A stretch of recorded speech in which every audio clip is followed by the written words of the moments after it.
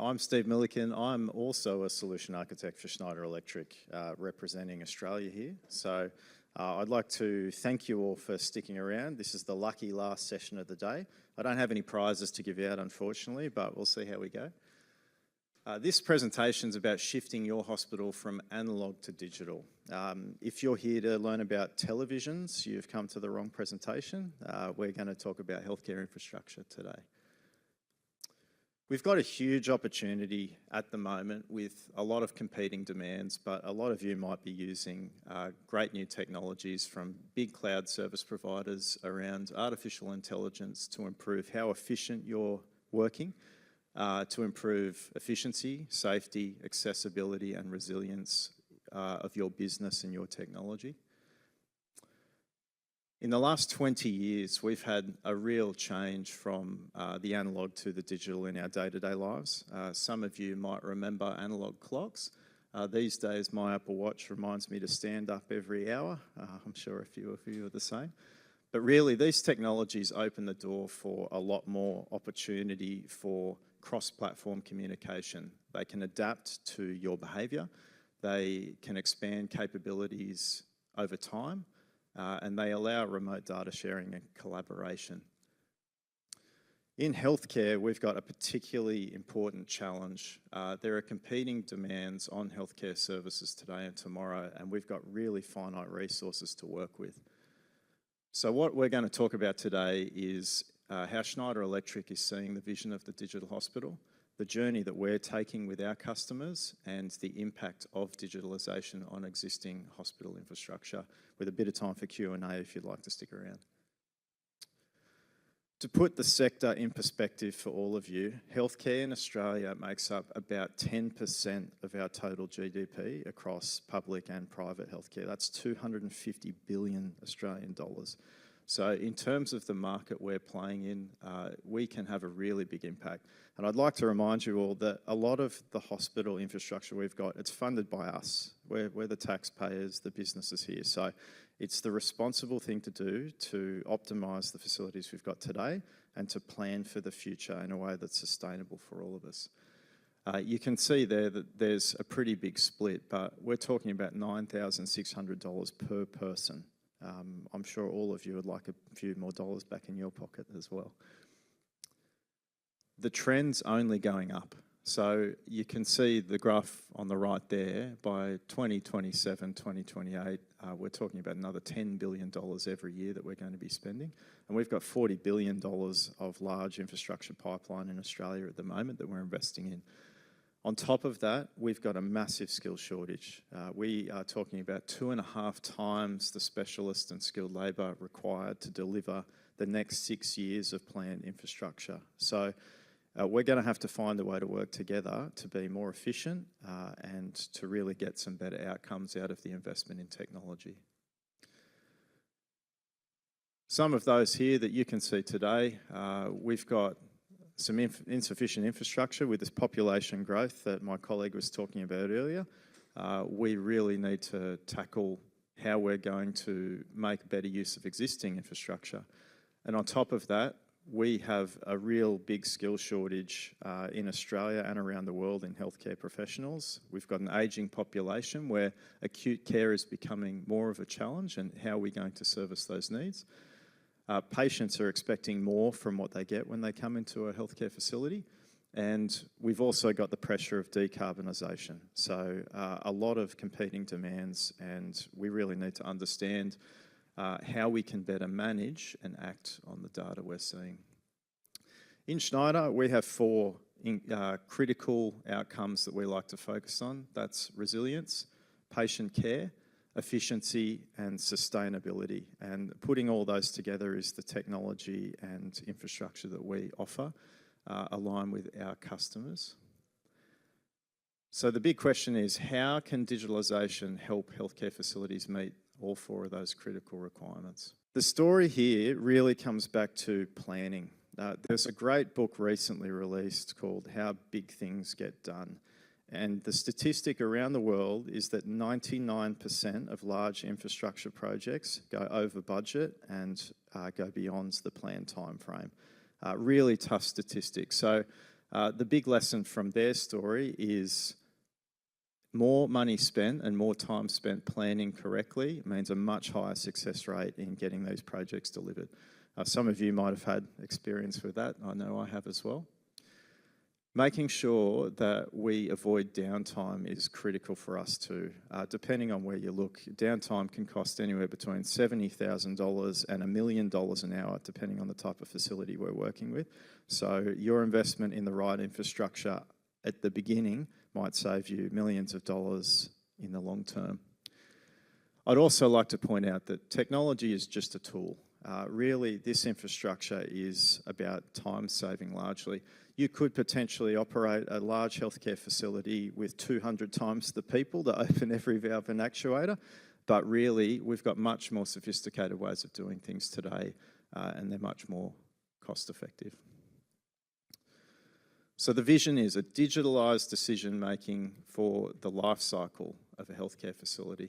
When we're planning this design, operate and maintain solution, what we really want to do is make sure that what we model at the time of early design is what we get at the end of the project delivery, and we have a system that we can make sure works the way we intended for 30 plus years.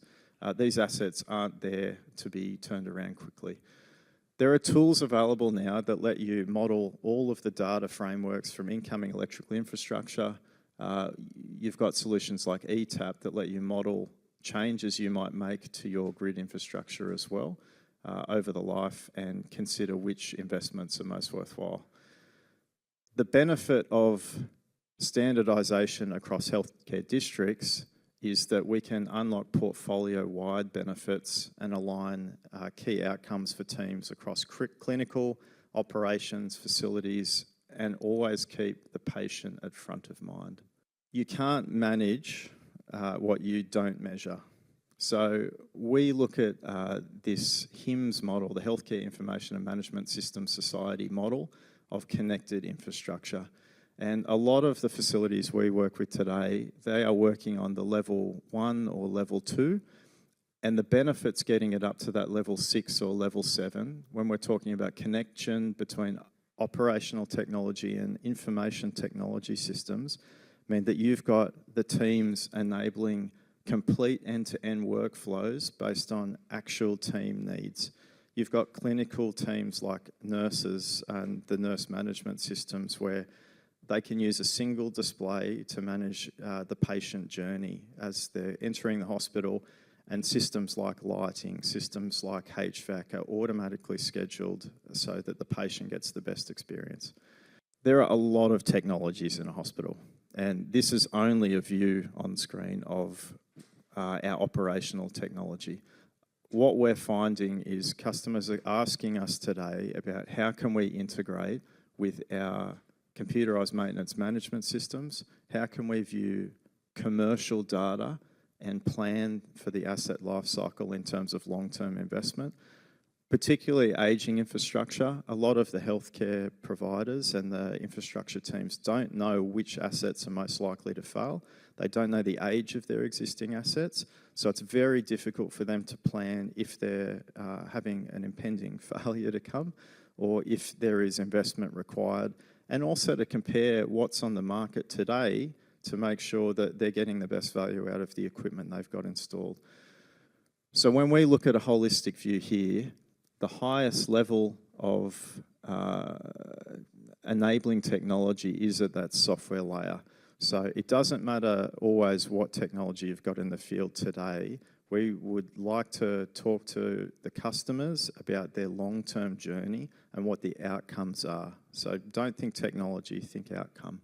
In terms of connected infrastructure, we had a great discussion about the changing environment for renewable technologies, and particularly there are transitions to things like heat pumps in healthcare facilities, but we've also got additional renewables.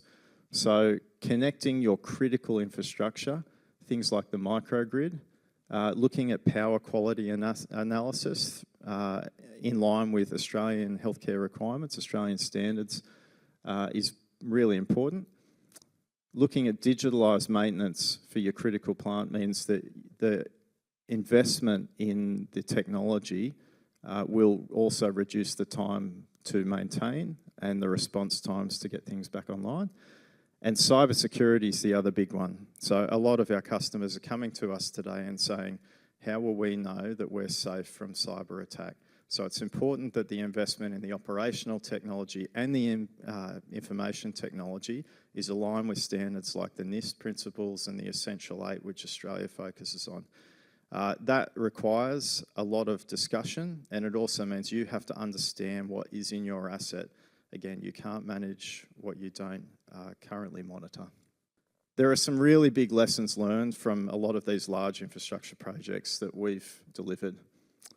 And the future of artificial intelligence in these digitalised assets means that the data has to have contextual information. There's no point in us reading 17 different systems telling us analog input 17 is active. We need to know exactly what that's associated with. So making sure that semantic data tagging is installed and implemented at time of construction, or is focused on if you're looking to retrofit and plan for any asset upgrades, is a really valuable investment, I would say. It's also worth validating the data before acting on it. So it still is worthwhile making sure that your teams understand what they're looking at before you make decisions and big capital investments. And the last thing is, not everyone working in a healthcare facility understands the operational technology behind the scenes. You know, we're just, again, a team of professionals trying to work together to get the most out of the facilities. So we highly recommend the use of simpler language where possible, really people language, because it means the people from across different domains will understand what they're seeing. There's a big impact on implementing some of this technology and the thinking behind it.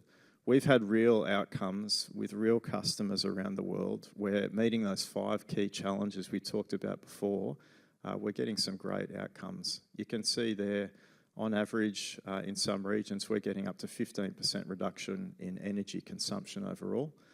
We're addressing the workforce shortages by reducing the patient journey times. So if you've got a 20% reduction in the workforce requirements because you're getting to patients faster, you can make much better use of the assets, and you may not actually need to invest in expansion of facilities. We're getting better patient scores as well. So in some of those private organisations, those patient complaint metrics are critical to make sure that you get patients coming back, and we've all been on Google reviews before going to a restaurant. It's no different with healthcare facilities.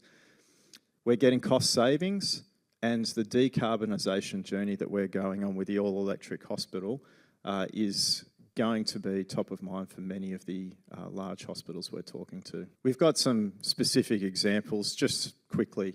We've had microgrid renewables installed. So again, the early planning with this campus means that we've got 100% renewable energy available around the clock and the capability for island mode operation. So in times like pandemics and with the current global tumultuous nature of the world, we've got integrated systems, particularly security is a big one for healthcare facilities. So the workflow for secure operating theatres and lab-style environments, integrating your automation systems and HVAC with the security flows of people, granting access, or if you've got a leak in a certain area, you unlock some really clever workflows that mean people are safer, and also it's more automated, the process, to get the right result.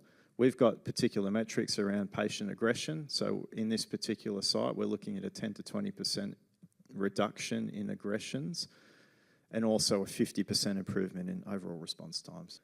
And lastly, in London, in the UK, we've got a 100-plus-year-old healthcare facility where we've looked at the power monitoring solutions for operating theatres and targeted a new connected real-time location system to effectively reduce the overall patient journey to get the reduced operating costs they were targeting.